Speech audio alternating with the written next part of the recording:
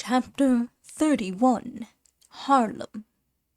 Haarlem, whither 3 days ago we conducted our gentle reader, and whither we request him to follow us once more in the footsteps of the prisoner, is a pleasant city, which justly prides itself on being one of the most shady in all the Netherlands. While other towns boast of the magnificence of their arsenals and dockyards, and the splendor of their shops and markets, Haarlem's claims to fame rest upon her superiority to all other provincial cities in the number and beauty of her spreading elms, graceful poplars, and more than all, upon her pleasant walks, shaded by the lovely arches of magnificent oaks, lindens, and chestnuts. Haarlem, just as her neighbor Leyden became the center of science, and her queen Amsterdam that of commerce, Haarlem preferred to be the agricultural, or, more strictly speaking, the horticultural metropolis. In fact, girt about as she was, breezy and exposed to the sun's hot rays, she seemed to offer to gardeners so many more guarantees of success than other places, with their heavy sea air and their scorching heat. On this account all the serene souls who loved the earth and its fruits had gradually gathered together at Haarlem, just as all the nervous, uneasy spirits, whose ambition was for travel and commerce, had settled in Rotterdam and Amsterdam, and all the politicians and selfish worldlings at the Hague. We have observed that Leyden overflowed with scholars. In like manner, Haarlem was devoted to the gentle pursuits of peace, to music and painting, orchards and avenues, groves and parks. Haarlem went wild about flowers, and tulips received their full share of worship. Haarlem offered prizes for tulip growing, and this fact brings us in the most natural manner to that celebration which the city intended to hold on May 15th, 1673, in honor of the great black tulip, immaculate and perfect, which should gain for its discoverer 100,000 guilders. Haarlem, having placed on exhibition its favorite, having advertised its love of flowers in general, and of tulips in particular, at a period when the souls of men were filled with war and sedition, Haarlem, having enjoyed the exquisite pleasure of admiring the very purest ideal of tulips in full bloom, Haarlem, this tiny town, full of trees and of sunshine, of light and shade, had determined that the ceremony of bestowing the prize should be a fete which should live forever in the memory of men.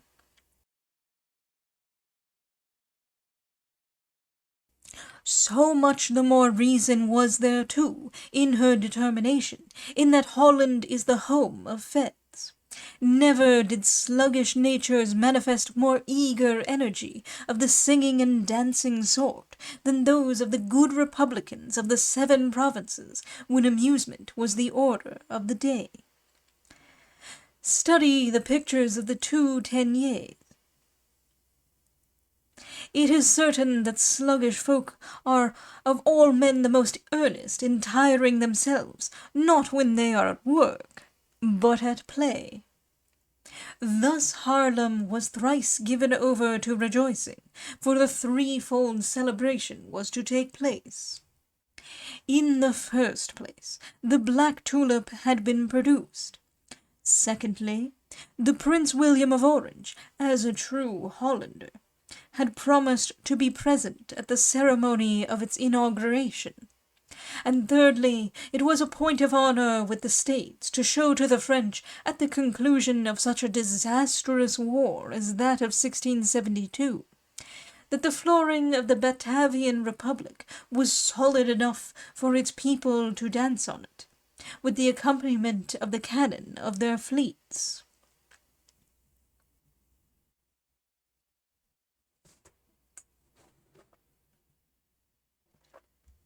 The Horticultural Society of Haarlem had shown itself worthy of its fame by giving 100,000 guilders for the bulb of a tulip. The town, which did not wish to be outdone, voted a like sum, which was placed in the hands of that notable body to solemnize the auspicious event. And indeed, on the Sunday fixed for this ceremony, there was such a stir among the people, and such an enthusiasm among the townsfolk, that even a Frenchman, who laughs at everything at all times, could not have helped admiring the character of those honest Hollanders, who were equally ready to spend their money for the construction of a man-of-war, that is to say, for the support of national honor, as they were to reward the growth of a new flower, destined to bloom for one day, and to serve during that day to divert the ladies, the learned, and to serve during that day to divert the ladies, the learned, and the curious. At the head of the notables and of the horticultural committee shone Mynheer van Sistens, dressed in his richest habiliments. The worthy man had done his best to imitate his favourite flower in the sombre and stern elegance of his garments, and we are bound to record, to his honour, that he had perfectly succeeded in his object. Dark crimson velvet, dark purple silk, and jet-black cloth, with linen of dazzling whiteness, composed the festive dress of the president, who marched at the head of his committee carrying an enormous nosegay, like that which 121 years later Monsieur de Robespierre displayed at the festival of the Supreme Being. There was, however, a little difference between the two, very different from the French tribune, whose heart was so full of hatred and ambitious vindictiveness, was the honest president, who carried in his bosom a heart as innocent as the flowers which he held in his hand. Behind the committee, who were as gay as a meadow, and as fragrant as a garden in spring, marched the learned societies of the town, the magistrates, the military, the nobles, and the boors. The people, even among the respected republicans of the 7 provinces, had no place assigned to them in the procession. They merely lined the streets. This is the place for the multitude, which with true philosophic spirit waits until the triumphal pageants have passed, to know what to say of them, and sometimes also to know what to do. This time, however, there was no question either of the triumph of Pompey or of Caesar, neither of the defeat of Mithridates nor of the conquest of Gaul. The procession was as placid as the passing of a flock of lambs, and as inoffensive as a flight of birds sweeping through the air. Haarlem had no other triumphers except its gardeners. Worshipping flowers, Haarlem idolized the florist. In the centre of this pacific and fragrant cortege the black tulip was seen, carried on a litter, which was covered with white velvet and fringed with gold.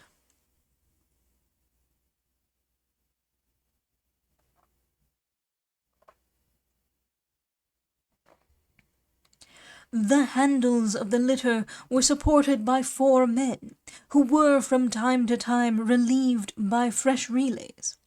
even as the bearers of Mother Cybele used to take turn and turn about at Rome in the ancient days, when she was brought from Etruria to the Eternal City, amid the blare of trumpets and the worship of a whole nation. This public exhibition of the tulip was an act of adoration rendered by an entire nation, unlettered and unrefined, to the refinements and culture of its illustrious and devout leaders, whose blood had stained the foul pavement of the Buitenhof, reserving the right at a future day to inscribe the names of its victims upon the highest stone of the Dutch Pantheon. It was arranged that the Prince Stadtholder himself should give the prize of 100,000 guilders, which interested the people at large, and it was thought that perhaps he would make a speech which interested more particularly his friends and enemies. For in the most insignificant words of men of political importance, their friends and their opponents always endeavour to detect, and hence think they can interpret, something of their true thoughts. As if your true politician's hat were not a bushel under which he always hides his light. At length the great and long-expected day, May 15, 1673, arrived, and all Haarlem, swelled by her neighbours, was gathered in the beautiful tree-lined streets, determined on this occasion not to waste its applause upon military heroes, or those who had won notable victories in the field of science, but to reserve their applause for those who had overcome nature, and had forced the inexhaustible mother to be delivered of what had theretofore been regarded as impossible, a completely black tulip.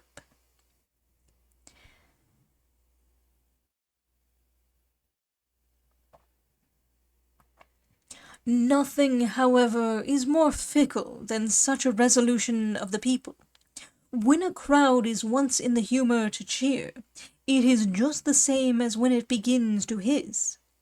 It never knows when to stop. It therefore, in the first place, cheered Van Systens and his nosegay, then the corporation, then followed a cheer for the people, and at last, for once with great justice,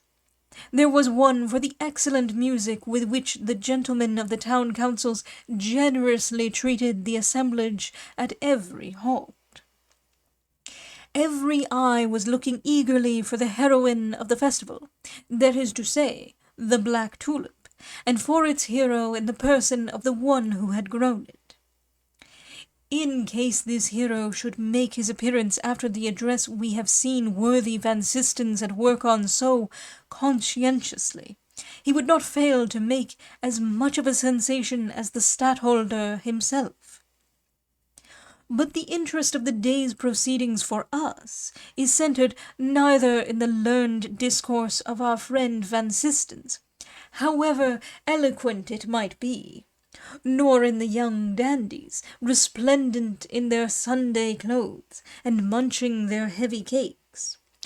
nor in the poor young peasants, gnawing smoked eels as if they were sticks of vanilla sweetmeat. Neither is our interest in the lovely Dutch girls, with red cheeks and ivory bosoms, nor in the fat, round mynheers, who had never left their homes before, nor in the sallow, thin travellers from Ceylon or Java, nor in the thirsty crowds who quenched their thirst with pickled cucumbers. No, so far as we are concerned, the real interest of the situation, the fascinating, dramatic interest, is not to be found here. Our interest is in a smiling, sparkling face to be seen amid the members of the Horticultural Committee, in the person with a flower in his belt, combed and brushed, and all clad in scarlet, a colour which makes his black hair and yellow skin stand out in violent contrast. This hero, radiant with rapturous joy, who had the distinguished honour of making the people forget the speech of Van Systens, and even the presence of the Stadtholder,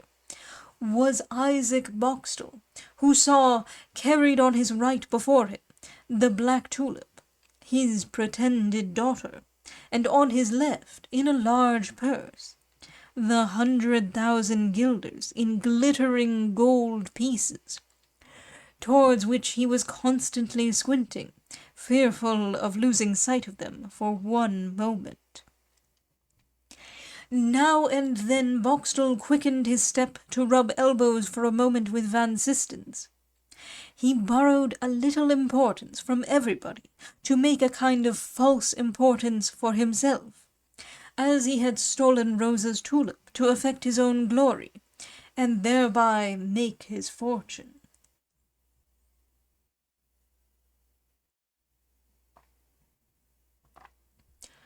Another quarter of an hour, and the prince will arrive, and the procession will halt for the last time. After the tulip is placed on its throne, the prince, yielding precedence to this rival for the popular adoration, will take a magnificently emblazoned parchment, on which is written the name of the grower, and his highness, in a loud and audible tone, will proclaim him to be the discoverer of a wonder, that Holland, by the instrumentality of him, Boxtel, has forced nature to produce a black flower, which shall henceforth be called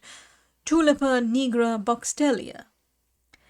From time to time, however, Boxtel withdrew his eyes for a moment from the tulip and the purse, timidly looking among the crowd, for more than anything he dreaded to descry there the pale face of the pretty Frisian girl.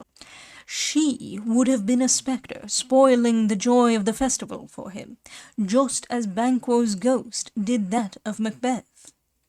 And yet, if the truth must be told, this wretch, who had stolen what was the boast of man and the dowry of a woman, did not consider himself as a thief. He had so intently watched this tulip, followed it so eagerly from the drawer in Cornelius's dry room to the scaffold of the Buitenhof, and from the scaffold to the fortress of Lowenstein. He had seen it bud and grow in Rosa's window, and so often warmed the air round it with his breath, that he felt as if no one had a better right to call himself its producer than he had, and anyone who would now take the black tulip from him would have appeared to him as a thief. Yet he did not perceive Rosa. His joy, therefore, was not spoiled. In the centre of a circle of magnificent trees, which were decorated with garlands and inscriptions, the procession halted, amidst the sounds of lively music, and the young damsels of Haarlem made their appearance to escort the tulip to the raised seat which it was to occupy on the platform, by the side of the gilded chair of his Highness the Stadtholder. And the proud tulip, raised on its pedestal, soon overlooked the assembled crowd of people, who clapped their hands, and made the old town of Haarlem re-echo with their tremendous cheers.